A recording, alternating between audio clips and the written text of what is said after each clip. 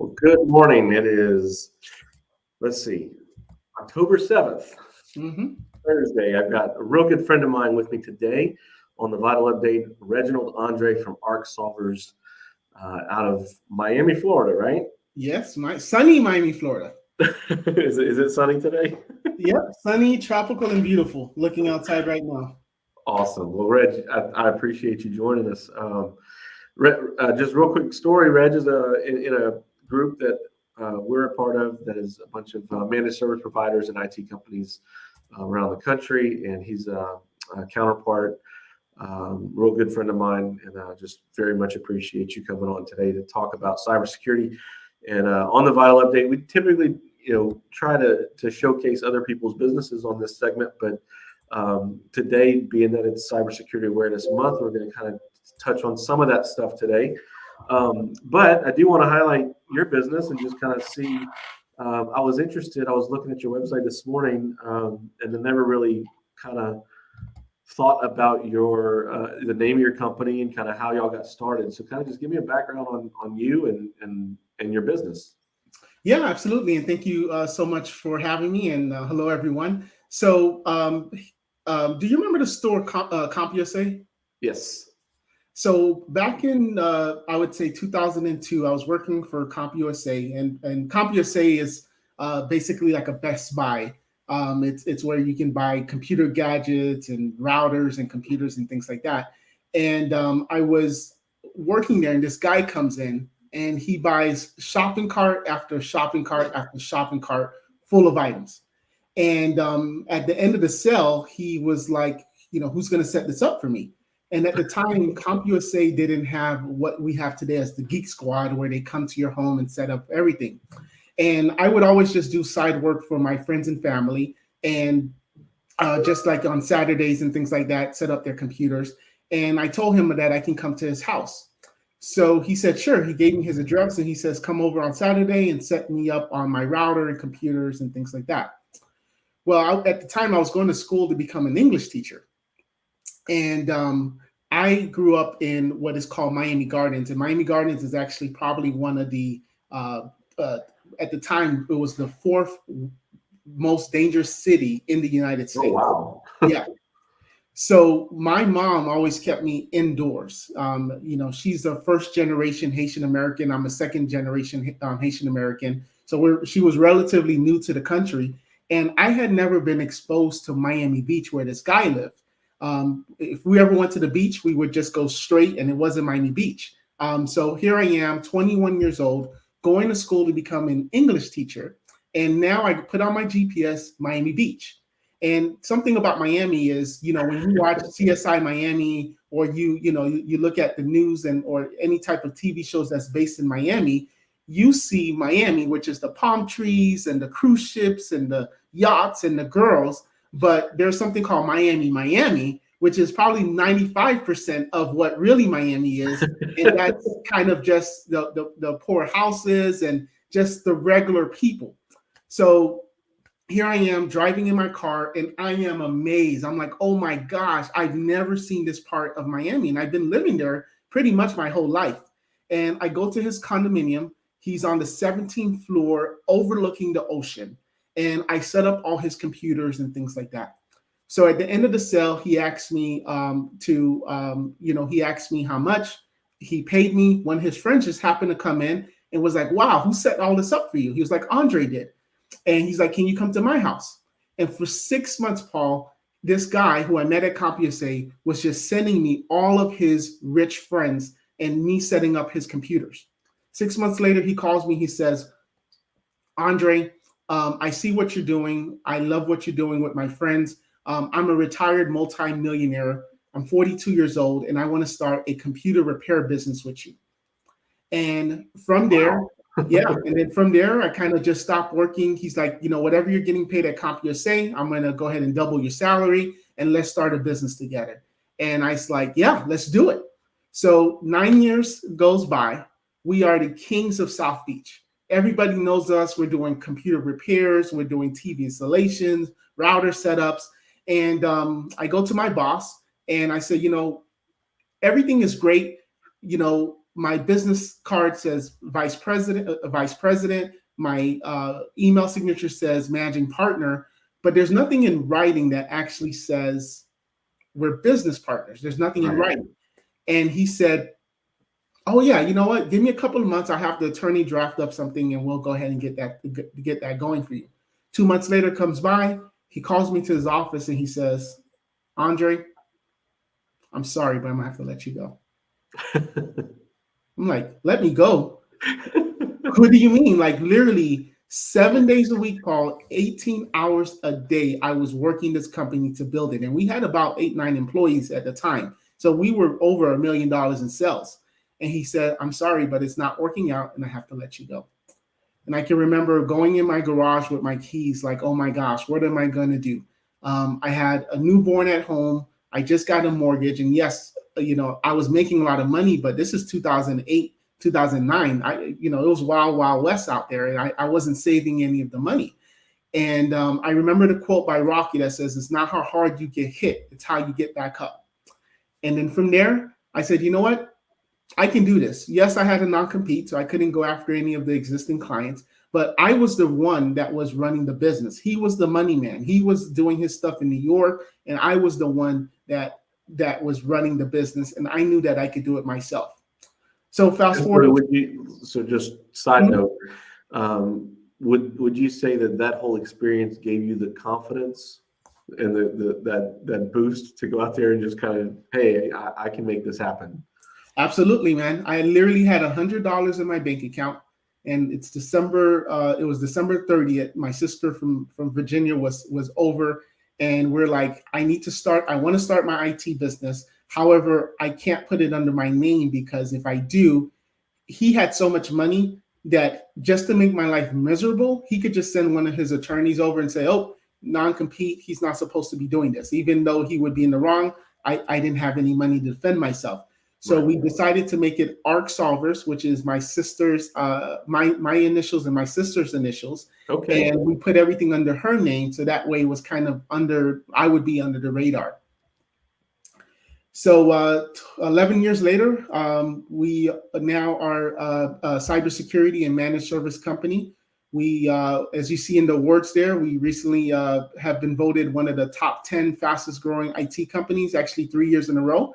And we've been able to grow from out of a computer repair business to now providing cybersecurity to businesses. And I find your story is really fascinating, and then also the all those awards I saw a couple of weeks ago. What you got? You were honored for being one of the top entrepreneurs under 40. Yeah, the 40 under 40. I barely made it. If you see the ball head spot there. But I barely made it. But yes, I was honored to be a 40 under 40 recipient. Yep. Awesome. So tell me a little bit about kind of that transition, when you went from CompUSA to kind of running a business and then transitioned into actually being the owner of the business. And now, in that, you said about 11 years? Yeah, 11 years. 11 years. When did you kind of make that transition into cybersecurity, and what was your push into that line of work? Well, the biggest thing that I saw was IT was starting to become commoditized. If you look at, for example, the taxi industry, 5 years when you have the taxi industry and you have Uber, and I would say a lot of the taxi cab drivers knew what Uber was doing and knew what was going to be happening, to them.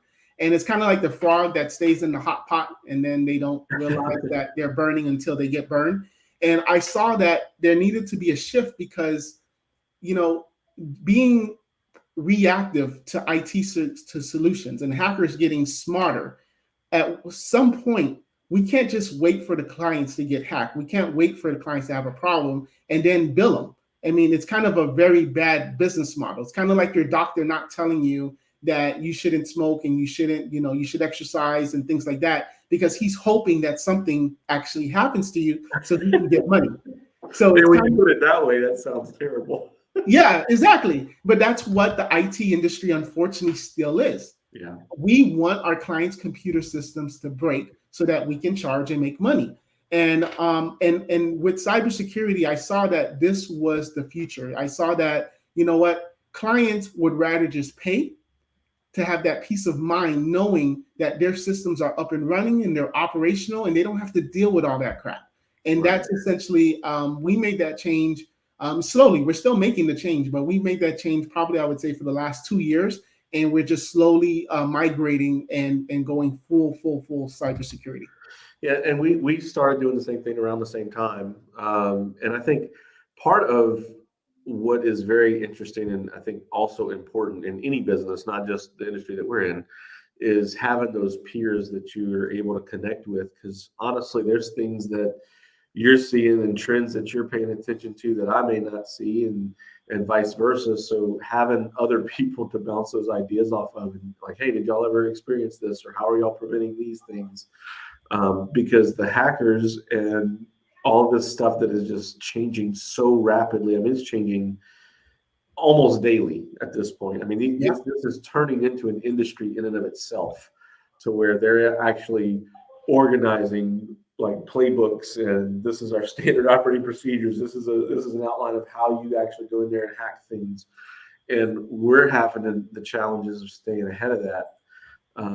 So I value those professional relationships, and hey, we're not competitors. We're all kind of in this thing together, and having people like you that we can bounce things off of. So that's a great segue into what we're talking about all month. I know y'all are kind of doing the same thing in your area, and we're just trying to educate people about cybersecurity and even some things on a personal level that you may think, oh well, I'm just a average computer user. I don't necessarily have a corporate network or anything like that. And yeah, the corporate network, that is definitely things that we want to help you protect that. But today specifically, we're talking about like security devices and security settings, things that you can do even personally.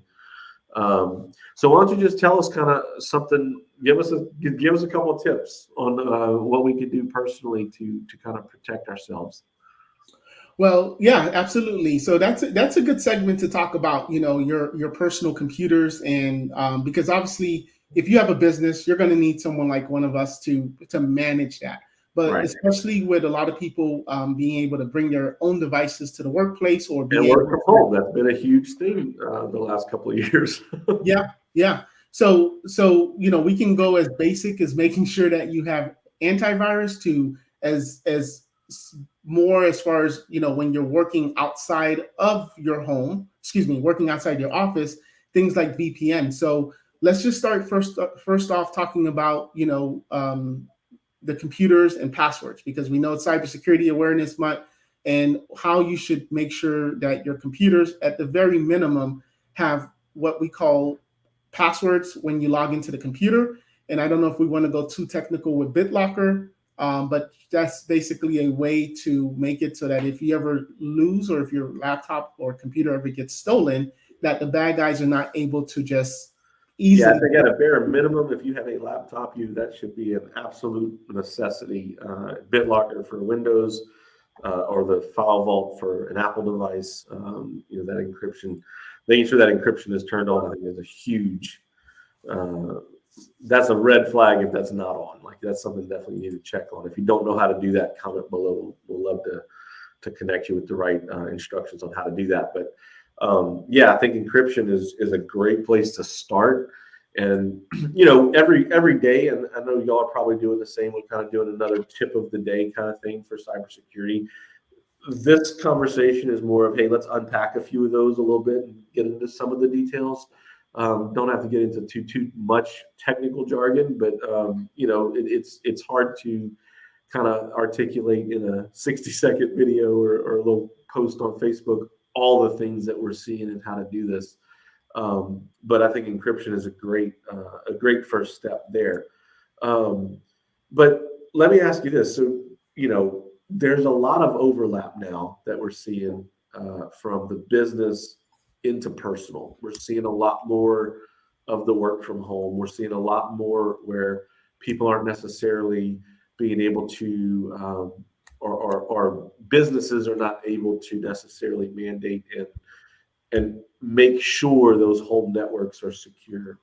And so some of the challenges we have in our industry is helping people secure their mobile phones. You're accessing email, corporate email, usually from a mobile device or from your computer at the house.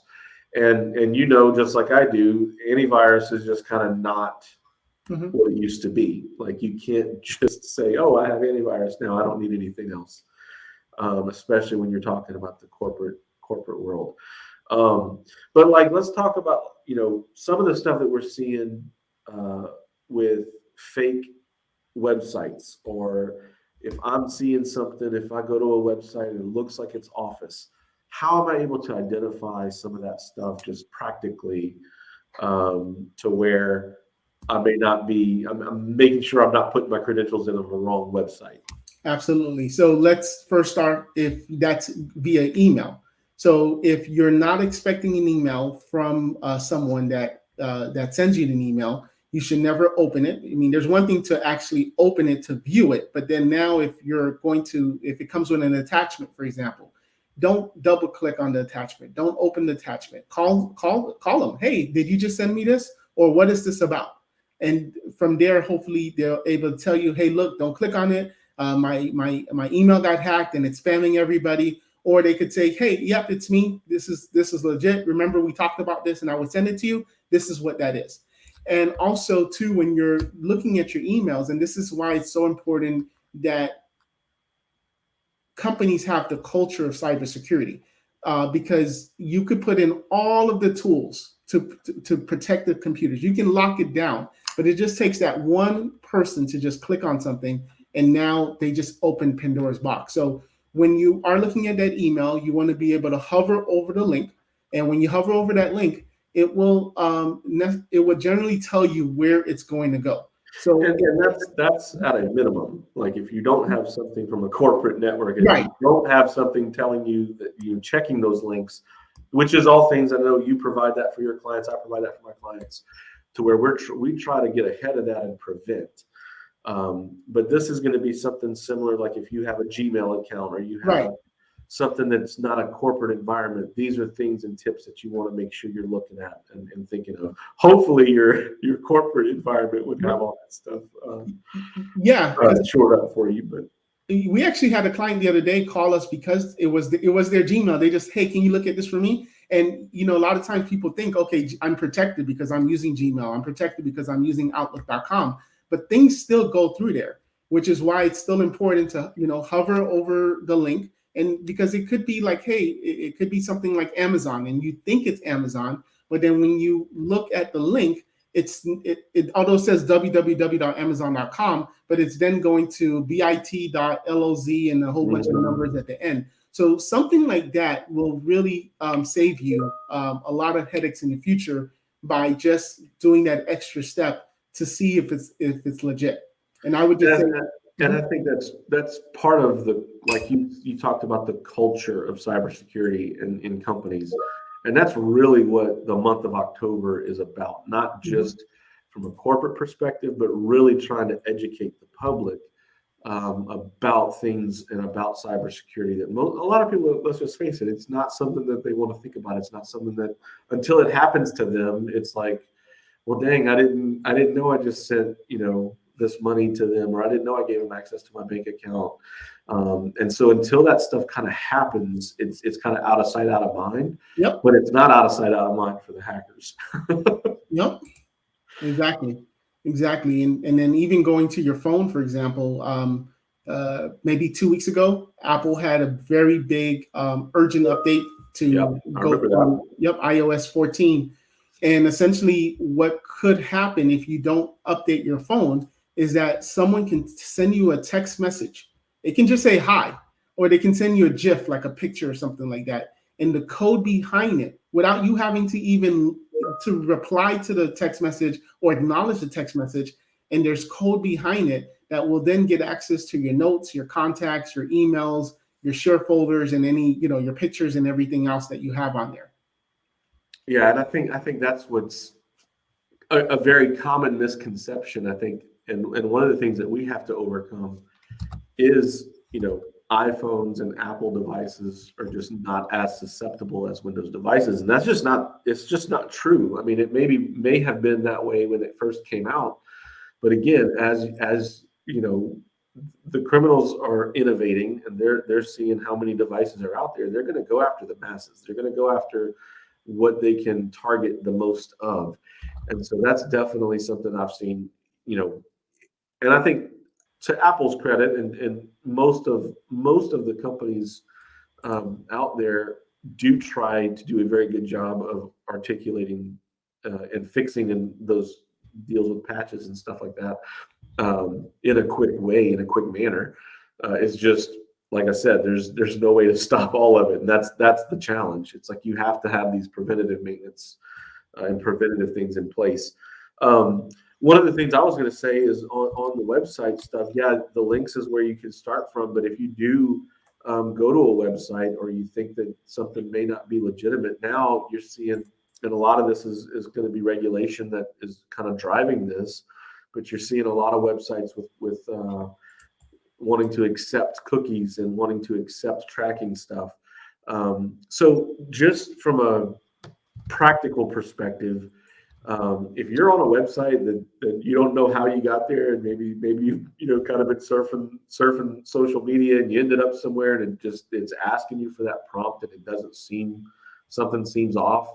One of the things you can look at is making sure that the website actually has a secure connection, that lockup in the address bar, so you can kind of know if that's a good indication if it's a legitimate website.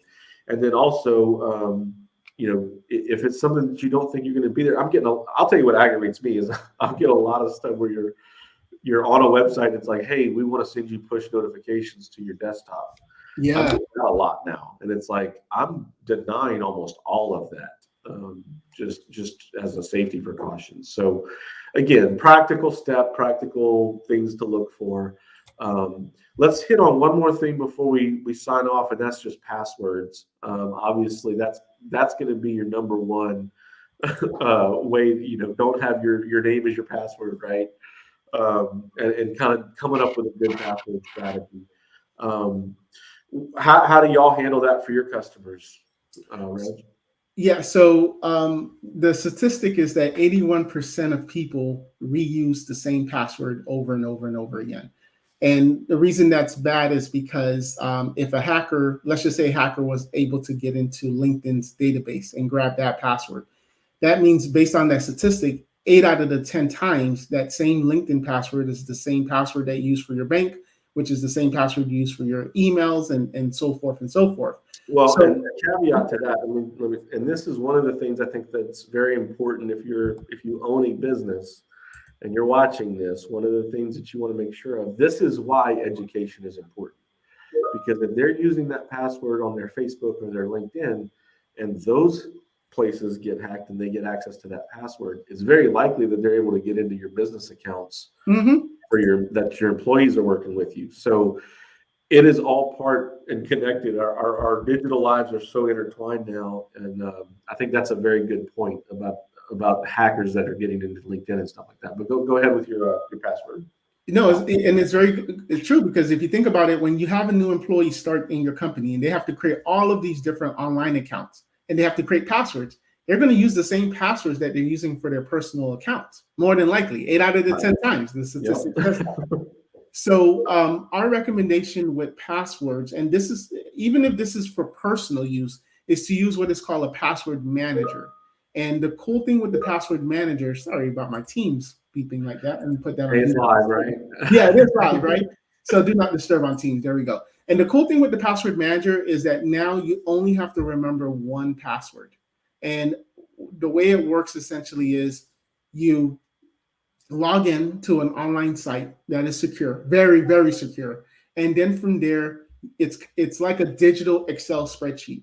And the idea is that every website that you go on is a different password. So that way, if that website ever gets compromised, going back to LinkedIn, whatever CRM system you may use, if that one site gets compromised and the hacker now quickly tries to go to another website that they think or they know that you use, it's going to be two totally different passwords, and then boom, you stop the hacker. Well, and then actually you bring up another great point of if that does happen, why it's important to have dark web monitoring. And I don't want to get into a whole thing about that, but if you're not having, even on a personal level, they have some personal websites that you can go to that or subscribe to that will actually monitor that for you now. Yeah.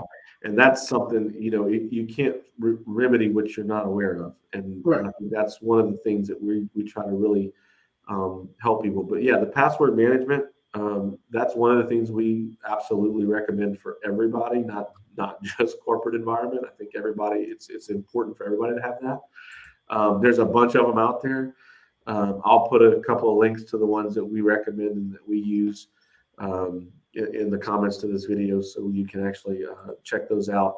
And if y'all need any help with that, definitely get with us, and we would love to help you. But yeah, the password manager is great because it also allows you to create a unique password for every site. And like you were saying, yeah, you have to remember one password. Well, the question I always get is, okay, well, what happens if I forget that password, or what happens if that password gets compromised? And that brings up one of the other tips we've already had this week is about two-factor authentication. And that's or multi-factor. There's some details about either one and how it works. We're not going to get into the technical side of it. But basically, for all intents and purposes, when you put that password in, it's going to send you either a text message, a push notification, something to your phone, or another device or another email address for you to authenticate, a second way. So if you are using a password manager, you absolutely should have multi-factor on that particular account as well. Definitely. And two-form factor actually stops. It's not 100% foolproof. There's all those weird stories out there, but it stops. And it's so interesting that if people just if people just followed the basic guidelines, a lot of this stuff would go away. Yeah, that's true. And I think that's one of the things too, that part of our job in educating the public is security doesn't have to be a hindrance. People think of, oh man, it's so frustrating, or it's just another step. But you have to have the mindset of what you're protecting. It's a gatekeeper for your whole digital life, basically. So yeah, that second factor authentication is another step, but you can also set that stuff up where it's done as seamlessly as possible. So what we do is we use a program called Duo that you're able to do a push notification. So it's very simple. And when I log in, it sends me basically a green check box or a red check box. And yes, that was me, or no, it wasn't. I don't have to put in a 6-digit code. I don't have to wait for the text message. So it's very quick and it's very easy to just approve. And so I think as our industry evolves, we're going to hopefully get that to be more and more streamlined, where it is easier for the end user to adopt some of these things. Exactly. Yep. Awesome, Reg. Well, we're, I could talk tech forever. So I think this is one of the longest vital updates we've had, but I appreciate you coming on and talking some tech with me today. Absolutely. And if y'all have any questions for either one of us, y'all drop that in the comments. We'll make sure that we get those answers to you. And I appreciate everybody tuning in for the final update. And we'll be back on Tuesday. And also be looking every day. We're doing a short video clip with different tips for Cybersecurity Awareness Month. That is going to be all month of October. So I appreciate it. Reg, thanks again. Thank you. All right.